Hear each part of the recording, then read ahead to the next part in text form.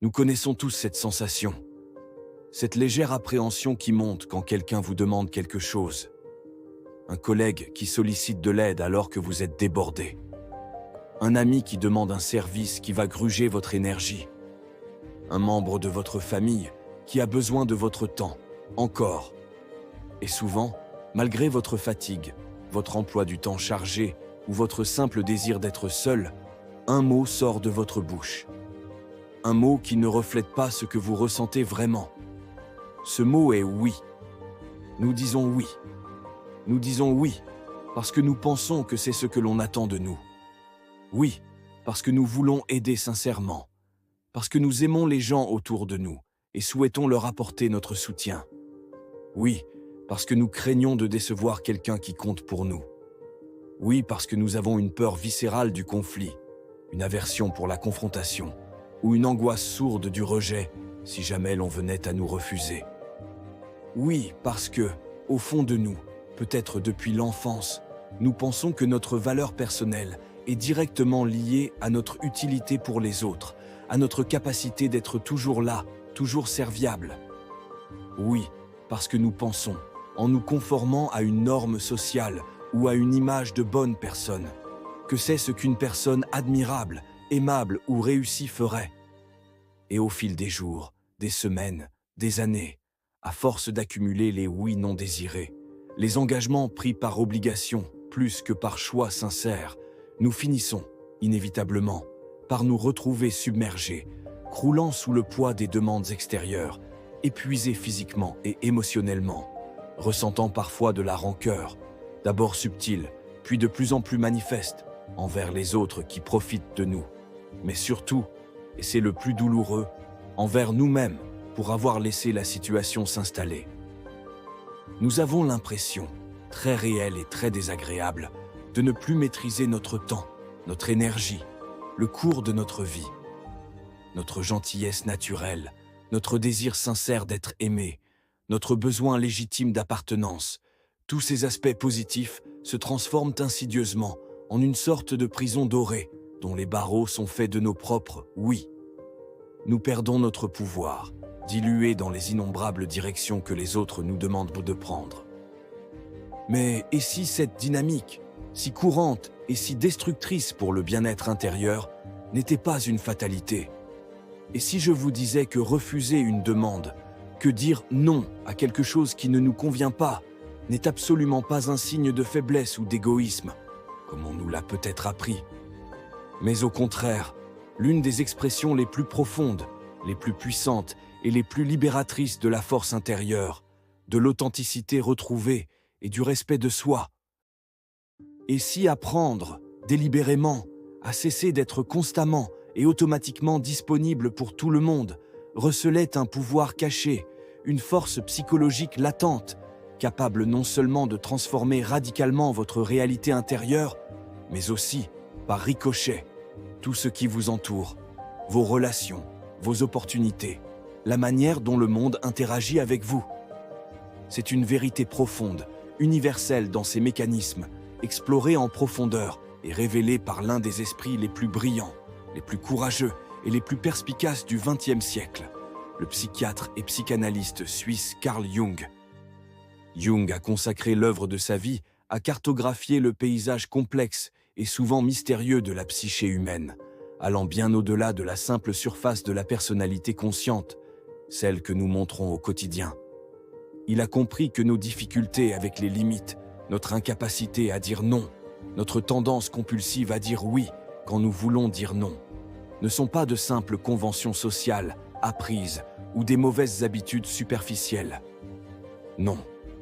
Elles plongent leurs racines dans les couches les plus profondes et les plus anciennes de notre inconscient et sont intimement liées à notre développement fondamental en tant qu'individu autonome et équilibré.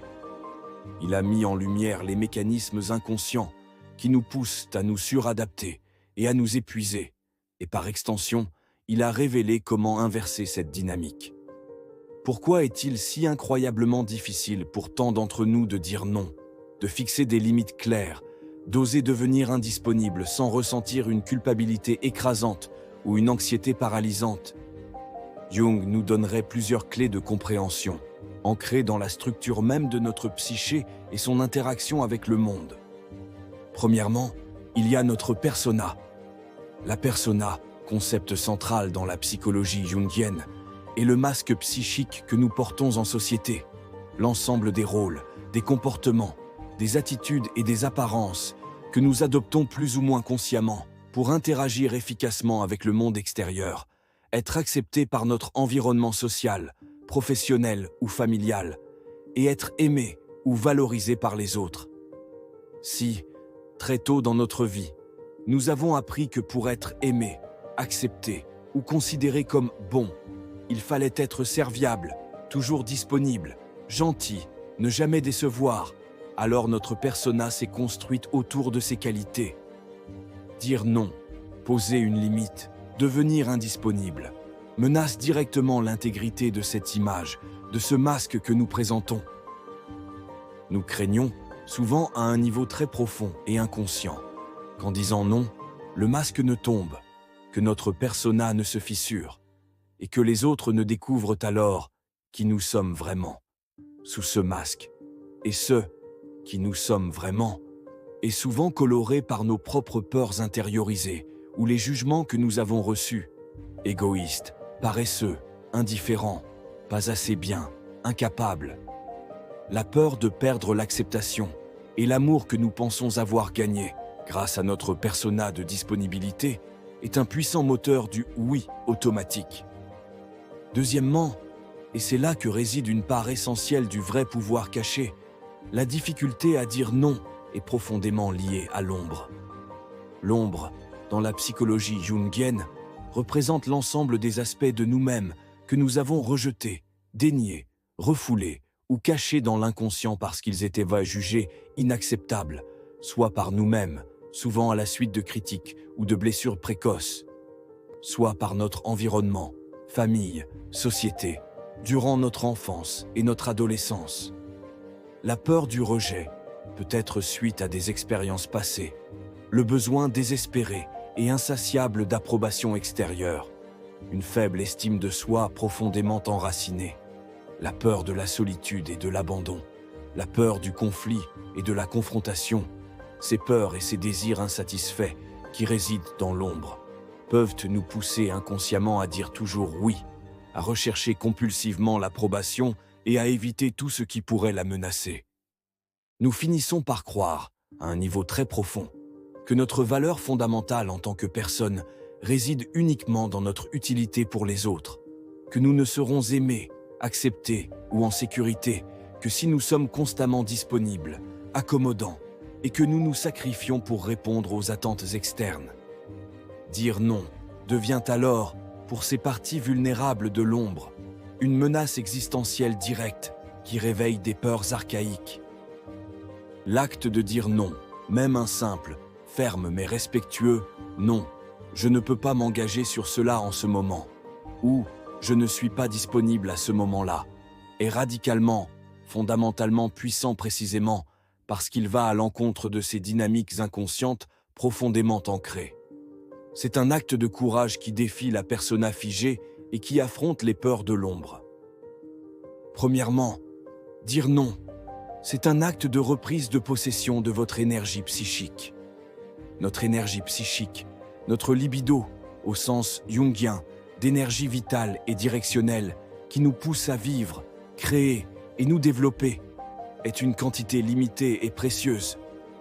Quand nous disons oui à contre-cœur, par obligation, par peur ou par habitude, une partie significative de cette énergie est dirigée vers une activité, un engagement ou une relation qui, au lieu de nous nourrir, nous draine et nous épuise, et qui souvent sert principalement à maintenir une fausse persona ou à apaiser les peurs irrationnelles de l'ombre. Chaque fois que vous posez une limite, chaque fois que vous dites non à ce qui épuise votre énergie vitale sans vous apporter de sens ou de joie, vous dites fondamentalement oui à vous-même. Cette énergie est alors libérée, récupérée et devient disponible pour vos propres besoins essentiels, vos passions profondes, vos projets authentiques, votre repos nécessaire, votre créativité, et surtout pour votre processus d'individuation. Le travail fondamental de devenir qui vous êtes vraiment, au plus profond de votre être, indépendamment des attentes extérieures. C'est la première étape concrète et essentielle pour reprendre le contrôle de votre vie. La maîtrise consciente et délibérée de votre propre énergie vitale. Deuxièmement, dire non. C'est un acte fondamental de définition et de renforcement de votre moi, votre ego conscient. L'ego, dans la psychologie jungienne, est le centre de la conscience, notre sens de je suis, notre capacité à naviguer dans le monde et à prendre des décisions. Pour qu'une personne soit un individu psychologiquement sain, fort et capable de s'épanouir, l'ego doit être bien différencié, solide et capable d'affirmer ses limites. Lorsque nous ne mettons pas de limites claires, notre ego devient poreux, se dilue, et nous risquons de nous fondre dans les désirs, les besoins et les attentes des autres, perdant notre propre centre. Dire non est un acte puissant de différenciation psychologique. C'est tracer une ligne claire et affirmer « Voici qui je suis, voici mes limites, voici mes priorités, mon temps, mon espace mental et émotionnel. » Chaque non-conscient et délibéré est une brique essentielle dans la construction d'une structure psychique interne, solide, un rempart sain, qui vous permet de vous tenir debout en tant qu'individu distinct, autonome et respectueux de lui-même, et non pas comme une entité amorphe cherchant désespérément à se conformer et à plaire à tout prix. C'est un acte fondamental et nécessaire pour se sentir exister en tant que sujet de sa propre vie, capable d'agir selon ses propres valeurs et besoins profonds, et non plus seulement comme un objet réactif aux demandes extérieures. Troisièmement, et c'est là un des paradoxes les plus fascinants et les plus gratifiants révélés par l'observation psychologique fine. Dire non, loin de vous isoler ou de vous rendre moins aimable, vous fait gagner le respect des autres. Les personnes qui disent toujours oui, même animées par une gentillesse sincère, finissent souvent, tristement, par être prises pour acquises. Leur disponibilité constante est perçue, à tort, comme une faiblesse ou comme une attente normale, indue. Leur temps et leurs efforts peuvent être dévalorisés. Elles peuvent se sentir invisibles, leur gentillesse exploitée. Lorsque vous commencez à poser des limites claires, fermes, mais respectueuses, vous envoyez un signal psychologique, souvent inconscient, aux autres. Votre temps, votre énergie, vos choix ont de la valeur et méritent d'être respectés. Vous projetez une image de respect de soi, et les autres, à un niveau souvent subconscient, réagissent à cela en vous accordant, progressivement mais sûrement, un respect accru. Ce n'est pas l'acte de dire non en lui-même qui crée le respect, mais le respect de soi profond et authentique que l'acte de poser une limite manifeste. Reprendre le contrôle de votre vie passe aussi par la manière dont les autres vous perçoivent et, par conséquent, interagissent avec vous. Alors, concrètement, qu'est-ce qui change, fondamentalement, dans votre vie quand vous commencez à cesser d'être constamment et automatiquement disponible pour tout le monde? Qu'est-ce que ce pouvoir de devenir indisponible transforme autour de vous? La réponse, éclairée par la psychologie jungienne, est audacieuse. Tout change, vraiment. Votre niveau d'énergie augmente de manière spectaculaire. Vous n'êtes plus constamment drainé, vidé par des obligations non désirées, par des engagements qui vous pèsent. L'énergie psychique qui était auparavant gaspillée à maintenir une fausse persona, à apaiser les peurs de l'ombre en disant oui, ou à gérer des engagements pris à contre-cœur, est maintenant libérée. Vous avez de l'énergie disponible pour vous consacrer à ce qui vous passionne véritablement, à ce qui vous ressource profondément, à ce qui donne un sens authentique à votre vie, à vos propres projets. Vos relations s'améliorent, paradoxalement. Les relations humaines saines, durables et épanouissantes sont toujours basées sur le respect mutuel et l'authenticité des individus impliqués. En posant des limites claires, vous invitez, vous éduquez les autres à interagir avec vous d'une manière plus respectueuse de vos besoins et de votre temps. Les relations qui ne peuvent pas tolérer que vous posiez des limites saines étaient probablement déséquilibrées, unilatérales ou basées sur une forme de dépendance, la leur envers vous ou la vôtre envers leur approbation, de toute façon. Leur ajustement, parfois douloureux, ou leur fin, fait partie du processus nécessaire d'assainissement de votre vie relationnelle, laissant la place à des connexions plus authentiques et équilibrées. Les vrais amis, les partenaires respectueux et les personnes qui vous valorisent vraiment comprendront et valoriseront vos limites. Ils seront même rassurés de savoir où se situent les frontières. Votre estime de soi monte en flèche. Chaque fois que vous avez le courage de dire non à quelque chose qui va à l'encontre de vos besoins fondamentaux, de vos valeurs ou de vos limites, vous affirmez, par cet acte, votre propre valeur intrinsèque. Vous prouvez, par l'action concrète, à votre inconscient que vos sentiments, votre temps, votre énergie et votre bien-être sont importants et méritent d'être respectés, d'abord par vous-même. C'est une forme puissante et directe d'auto-validation qui construit une estime de soi solide, basée sur le respect de soi et non plus sur l'approbation extérieure fluctuante. Reprendre le contrôle de vos décisions, de votre temps et de votre énergie renforce directement et puissamment votre confiance en vous et votre sentiment d'autonomie. Vous gagnez en clarté et en direction dans votre propre vie. En n'étant plus dilué, tiré dans 1000 directions par les demandes incessantes des autres, votre propre voix intérieure devient plus audible. Vos propres désirs profonds, vos propres objectifs authentiques, vos propres valeurs fondamentales deviennent plus clairs et plus urgents. Vous pouvez mieux discerner ce qui compte vraiment pour vous, ce qui est aligné avec votre chemin unique, votre processus d'individuation. Et vous pouvez alors orienter votre énergie et votre temps limité vers ces priorités qui nourrissent votre âme et donnent un sens à votre existence. C'est un pas essentiel sur le chemin de l'individuation, qui est le processus de devenir, consciemment, qui vous êtes vraiment, indépendamment des attentes extérieures et des conditionnements passés. Vous reprenez le contrôle de votre vie. C'est le message fondamental, la promesse tenue par le pouvoir de devenir indisponible. Quand vous arrêtez de réagir constamment aux demandes extérieures, d'être une marionnette des attentes des autres ou de vos propres peurs inconscientes, et que vous commencez à agir délibérément en fonction de vos propres besoins, de vos valeurs et de vos priorités profondes, vous passez radicalement du rôle de passager passif, ballotté au gré des courants extérieurs et des désirs d'autrui, à celui de conducteur actif, conscient et maître de votre propre existence.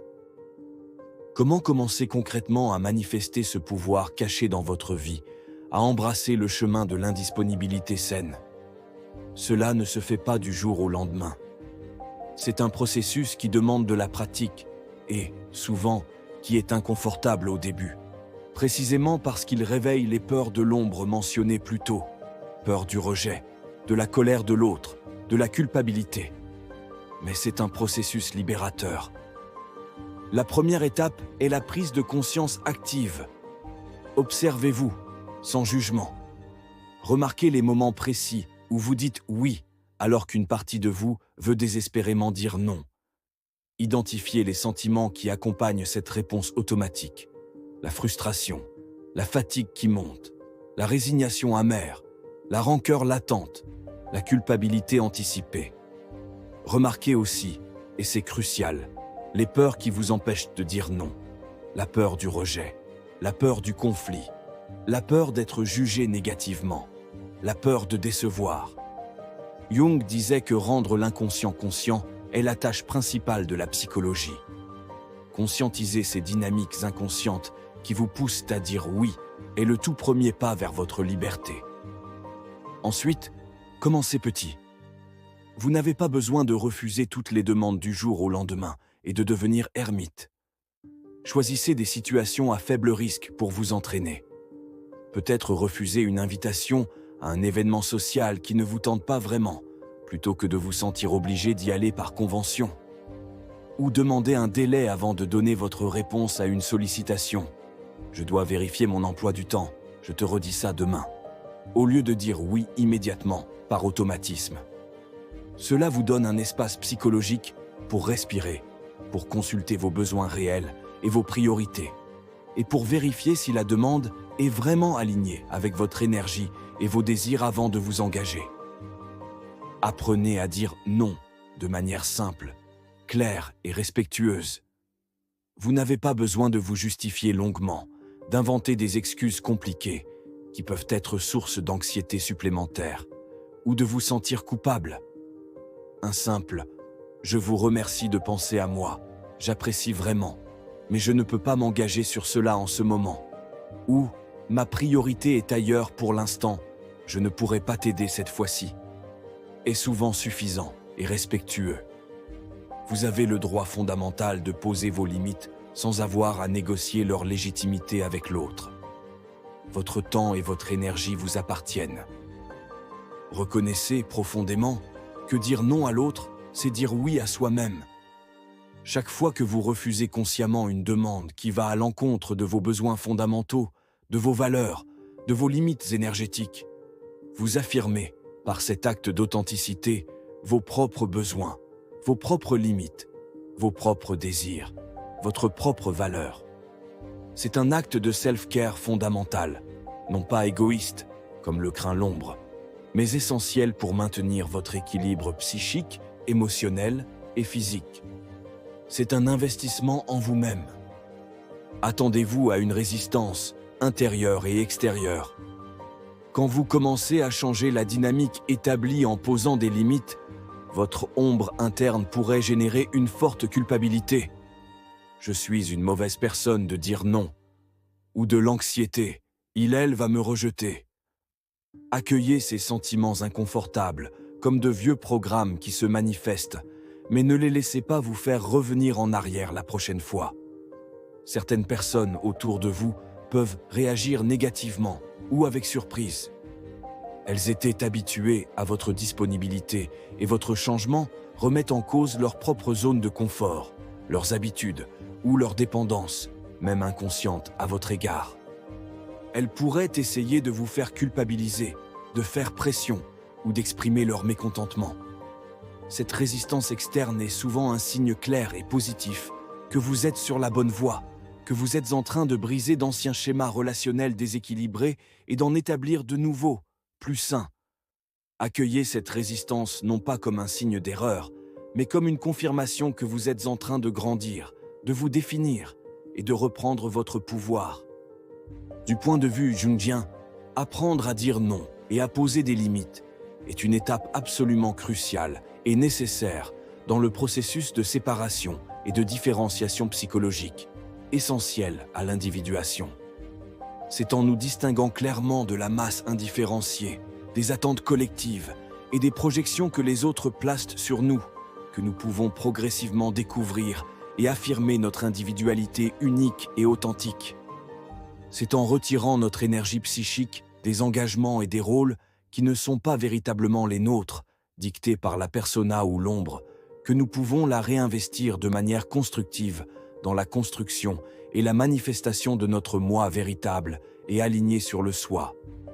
Le pouvoir caché de dire non n'est pas un pouvoir exercé sur les autres, une forme de manipulation ou de contrôle externe. C'est un pouvoir exercé sur soi. C'est la capacité souveraine de gouverner son propre royaume intérieur, son temps, son énergie vitale, ses émotions, ses priorités, ses valeurs. C'est un acte fondamental d'autonomie psychologique qui vous libère progressivement des chaînes invisibles de la peur du rejet, du besoin désespéré d'approbation constante et des dynamiques de dépendance malsaines. C'est un chemin direct et puissant vers une vie plus authentique, plus libre, plus alignée avec qui vous êtes vraiment, au plus profond de votre être, au-delà du masque et des peurs. Carl Jung, par son exploration des profondeurs, nous a montré que le chemin vers l'intégralité et la totalité de l'être, l'individuation, passe souvent par l'intégration des paradoxes apparents et la confrontation courageuse avec les aspects inconfortables de notre psyché. Apprendre à dire non est l'un de ces paradoxes fondamentaux. En refusant les demandes extérieures excessives ou inopportunes, on s'affirme soi-même. En créant de l'espace et de la distance, on améliore potentiellement la qualité des relations restantes et futures. En cessant d'être toujours disponible pour tout le monde, on devient paradoxalement plus puissant, plus respecté, et notre présence a plus de poids et de valeur. Ce début « non » n'est pas le cri d'une rébellion adolescente impulsive et non réfléchie. C'est l'affirmation tranquille, ferme et consciente d'un adulte qui a compris sa valeur et ses limites intrinsèques. C'est la voix authentique de votre moi, de votre ego fort et différencié, qui commence à se faire entendre et à prendre les commandes de votre vie. C'est un acte essentiel et nécessaire pour que votre vie ne soit plus constamment dictée par les attentes extérieures ou les peurs intérieures, mais qu'elle soit guidée, de plus en plus clairement, par votre propre boussole intérieure, celle de votre soi. Alors, si vous avez l'impression de courir sans cesse dans une course qui n'est pas la vôtre, si vous vous sentez épuisé à force de dire oui, si vous avez perdu le fil de vos propres désirs et de vos propres besoins, si vous avez l'impression d'avoir perdu le contrôle de votre propre existence, rappelez-vous du pouvoir caché révélé par Carl Jung. Osez dire non. Osez poser vos limites. Osez affronter les peurs enfouies dans votre ombre. Osez embrasser le paradoxe de l'indisponibilité. C'est en faisant cela, progressivement, avec persévérance, que vous allez non seulement changer la façon dont les autres interagissent avec vous, dont le monde se présente à vous, mais surtout, vous allez transformer radicalement votre relation avec vous-même et reprendre pleinement votre emprise légitime sur votre propre existence. C'est en disant non à ce qui ne vous sert pas, à ce qui vous draine, à ce qui vous éloigne de vous-même, que vous dites oui à votre vie véritable. C'est le secret, la clé essentielle pour reprendre le contrôle de votre temps, de votre énergie, de votre destinée psychologique. Le moment d'activer ce pouvoir caché est maintenant. N'ayez plus peur de dire non. Votre véritable moi attend d'être libéré de la prison de la surdisponibilité. Votre vie attend de prendre sa forme la plus authentique et la plus puissante. Tout commence quand vous cessez d'être toujours disponible et que vous reprenez le contrôle de votre souveraineté intérieure.